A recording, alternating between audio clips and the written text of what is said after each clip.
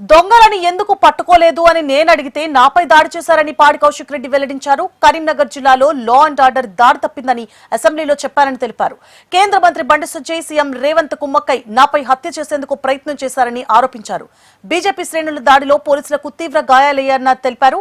నేను రెచ్చగొట్టే వ్యాఖ్యలు చేయలేదు, కేటీఆర్ పై చేసిన వ్యాఖ్యలు తప్పు అని అన్నాను.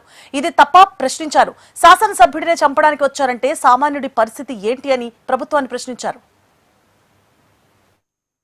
ఇవాళ బండి సంజయ్ గారు రేవంత్ రెడ్డి గారు మాట్లాడుకొని ఇవాళ నన్ను హత్య చేయించే ప్రయత్నం చేసిర్రు.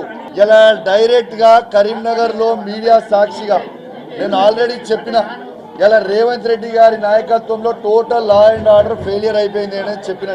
నిన్న ఫైరింగ్ చేసిండ్రు. మా కరీంనగర్ ప్రజలకి ఇబ్బంది అవుతా ఉంది. అందరూ భయప్రాంతులకు గురి చేస్తా ఉన్నారు. ఆ నలుగురు సామాన్యులకు ఇలా బుల్లెట్ దాడిలుగా గురైనరు, ఇబ్బంది పడతా ఉన్నారు. ఇలా ఇప్పటి వరకు దొంగల్ని ఎందుకు పట్టుకోలేదు అని నేను అడిగితే ఇలా దాంతో పాటు అలుగునూరు చౌరస్తాలో 5వ తారీఖున సాయంత్రం 6:30-7 గంటలకి ఇలా తుపాకీలతోని ఒక యూపీ బండిలో ఇలా ఒక ప్రముఖ న్యాయవాది ఖలీద్ని ఇలా హత్య చేసే ప్రయత్నం చేసిండ్రు అని నేను చెప్పిన. దానికంటే తప్పు నేనేమైనా మాట్లాడినా? నేను అడిగింది ఏంటిది?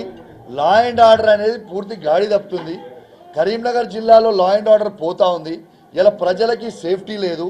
మీకు జస్ట్ ఈ అటాక్ అయ్యే కంటే ముందు చెప్పిన నా మీద రెక్కి జరుగుతుంది, నన్ను హత్య చేయించే ప్రయత్నం చేస్తున్నారు అనేది మీకు జస్ట్ ప్రెస్ మీట్లో ఇంతకు ముందే చెప్పిన. నేను యూపీలోనో ఉన్నట్టు గన్ కల్చర్ కరీంనగర్కి తీసుకొని వస్తున్నారు.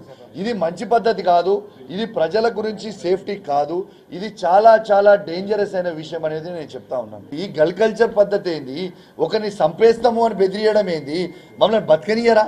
ఇలా ఒక శాసనసభ్యుని మీదకే చంపడానికి వాళ్ళు వచ్చినప్పుడు సామాన్యుల ప్రజల పరిస్థితి ఏంటిది? నేను అసెంబ్లీలో నెల రోజుల క్రితమే కరీంనగర్ జిల్లాలో లా అండ్ ఆర్డర్ దారి తప్పింది అని నేను చెప్పిన. ఆ రేవంత్ రెడ్డి గారు చేయబట్టి దారి మొత్తం తప్పింది. రేవంత్ రెడ్డి గారి నాయకత్వంలో మొత్తం దారి తప్పింది అంటే బండి సంజయ్ గారు రేవంత్ రెడ్డి గారు ములాఖాత్ ఉన్నారు అనేది క్లియర్ ఇండికేషన్ కదా ఇది.